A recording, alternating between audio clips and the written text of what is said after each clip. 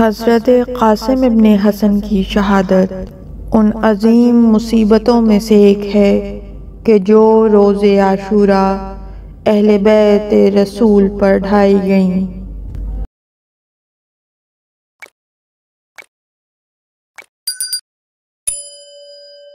یوں تو حضرت قاسم کی شہادت کے واقعات کو ابو مخنف، شیخ مفید، ابو الفرج اصفہانی، علامہ مجلسی اور طبری جیسے جید علماء اسلام نے اپنی اپنی کتابوں میں نقل کیا ہے۔ ان تمام کتابوں اور تاریخی کتب میں بالعموم آپ کی شہادت کو اس طرح بیان کیا ہے کہ جب سرکار سید الشہداء کے تمام اصحاب باوفا اپنی جانوں کا نذرانہ راہ خدا میں پیش کر چکے اور اب اولاد امام حسن مجتبیٰ کی باری آئی تو حضرت قاسم محضر امام حسین میں شرفیاب ہوئے اور عرض کی چچا جان اب مجھے مرنے کی اجازت مرحمت فرمائیے۔ امام حسین نے جواب دیا، اے قاسم، اے میرے بھتیجے، تم تو میرے شہید بھائی کی نشانی ہو، لہٰذا تم میدان میں نہ جاؤ۔ میرے نور نظر تمہارا وجود میرے دل شکستہ کی ڈھارس و سکون ہے۔ واقعاً یہ بہت عظیم مقام ہے کہ کوئی 13 برس کا بچہ اپنے چچا کے سکون قلب اور دل کی ڈھارس کا ذریعہ ہو۔ جب قاسم نے دیکھا کہ چچا اجازت نہیں دے رہے ہیں تو آپ انتہائی غمگین اور افسردہ ہوئے اور روتے ہوئے روئے زمین پر بیٹھ گئے اور چچا کے پیروں پر سر رکھ کر اصرار کرنے لگے۔ اسی اثنا میں قاسم کو یاد آیا کہ بابا نے وقت آخر بازو پر ایک تعویذ باندھا تھا اور فرمایا تھا کہ بیٹا جب تم پر کوئی سخت وقت آن پڑے تو تم اس تعویذ کو کھولنا اور اس کی عبارت کو پڑھنا اور جو کچھ اس میں لکھا ہو اس کے مطابق عمل کرنا۔ جناب قاسم نے اپنے دل ہی دل میں کہا کہ بابا کو شہید ہوئے زمانہ ہو گیا، لیکن کسی بھی دن اس سے بڑی مصیبت سے دوچار نہیں ہوا۔ اب مجھے اس تعویذ کو کھول کر پڑھنا چاہیے۔ بس جیسے ہی جناب قاسم نے اس تعویذ کو کھولا اور تحریر کو ملاحظہ کیا، اس میں لکھا ہوا تھا، میرے لاڈلے قاسم، میں تمہیں وصیت کرتا ہوں کہ جب بھی تم اپنے چچا کو کربلا میں دشمنوں کے نرغے میں گھیرا ہوا پاؤ تو ہرگز خدا و رسول کے دشمنوں سے جنگ کو ترک نہ کرنا اور اپنے چچا کے ہم رکاب رہ کر شجاعت حسنی کے جوہر دکھانا، اور اگر تمہارے چچا اجازت نہ دیں تو اتنا اصرار کرنا کہ وہ راضی ہو جائیں۔ جناب قاسم ابن حسن خوشی خوشی اٹھے، تحریر کو لا کر سرکار سید الشہداء کے سپرد کیا۔ جیسے ہی آپ کی نظر بھائی کی تحریر پر پڑی، قاسم کے گلے میں باہیں ڈال دیں اور اپنی آغوش میں جناب قاسم کو بٹھا لیا۔ دونوں نے بہت گریہ کیا۔ بہرحال سید الشہداء قاسم کو خیمے میں لے کر گئے۔ حضرت عباس، اون اور ام فروہ کو اپنے قریب بلایا اور زینب کبریٰ سے فرمایا، بہن، میرے اسلاف کے تبرکات کا صندوق لاؤ۔ غرض صندوق لایا گیا۔ مولا نے امام حسن کی قبا کو قاسم کے زیب تن کیا، امام مجتبیٰ کا عمامہ سر پر باندھا۔ اہل بیت اس منظر کو دیکھ کر رونے لگے۔ امام حسین علیہ السلام نے جیسے ہی بھتیجے کو آمادہ ہوتے ہوئے دیکھا تو فریاد بلند کی، اے میرے لال قاسم، کیا اپنے پیروں آپ ہی موت کی طرف جا رہے ہو؟ قاسم نے جواب دیا، چچا جان کیسے نہ جاؤں، کیونکہ آپ دشمنوں کے نرغے میں بے یار و مددگار ہیں۔ چچا جان، اس بھتیجے کی جان آپ پر قربان ہو جائے۔ امام عالی مقام نے قاسم کے گریبان کو چاک کر دیا اور عمامے کے دونوں سروں کو قاسم کے چہرے پر ڈال دیا۔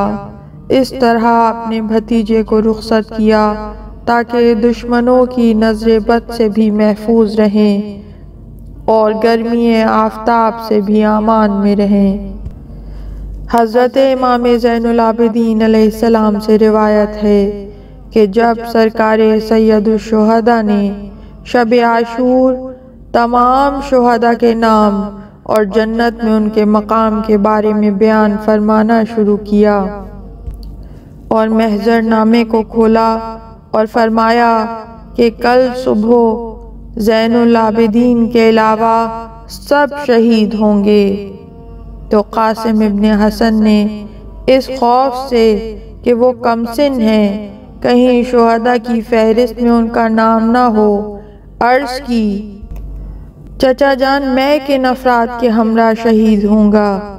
امام حسین علیہ السلام نے قاسم کو اپنے قریب بلایا، ان کے سر پر دست شفقت پھیرا اور فرمایا، کیف تجد طعم الموت عندک؟ برادر زادے، تمہاری نظر میں موت کیسی ہے؟ جناب قاسم نے جواب دیا، احلی من العسل، چچا موت میرے لیے شہد سے زیادہ شیریں ہے۔ پھر حضرت نے فرمایا، اے نور نظر، تم بھی کل قتل ہونے والوں میں سے ہوگے اور تمہاری لاش کو گھوڑوں کے سموں سے پامال کر دیا جائے گا۔ حمید ابن مسلم تاریخ کربلا کا مورخ، اس کا بیان ہے کہ میں نے ایک ایسے نوجوان کو میدان کارزار کی طرف آتے دیکھا کہ جس کا پیرہن اور لباس کچھ پھٹا ہوا ہے اور عربی نالین پہنے ہوئے ہے کہ جس کا بایاں تسمہ ٹوٹا ہوا ہے۔ اس نے میدان میں پہنچتے ہی بڑی شان سے جنگ کا آغاز کیا اور دیکھتے ہی دیکھتے 35 افراد کو قتل کر دیا۔ جب لشکر شام نے دیکھا کہ ہمارے پاس اس کا کوئی مقابل نہیں ہے تو انہوں نے یہ حربہ استعمال کیا کہ اس پر پتھر برسانا شروع کر دیے۔ عمر ازدی آگے بڑھا اور کہا کہ خدا کی قسم میں اس پر حملہ کر کے اس کو قتل کر ڈالوں گا۔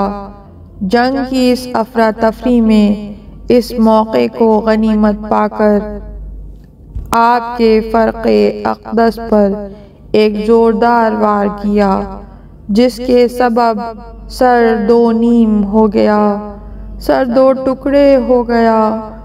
آپ نے اپنے چچا کو مدد کے لیے پکارا، امام اس باز کی مانند کہ جو بڑی تیزی سے شکار کو دیکھ کر آسمان کی بلندیوں کو چھوڑ کر نیچے آ جاتا ہے، دشمن پر حملہ آور ہوئے، لیکن اس وقت پہنچے جب عمر ازدی سر قاسم کو بدن سے جدا کرنا چاہتا تھا۔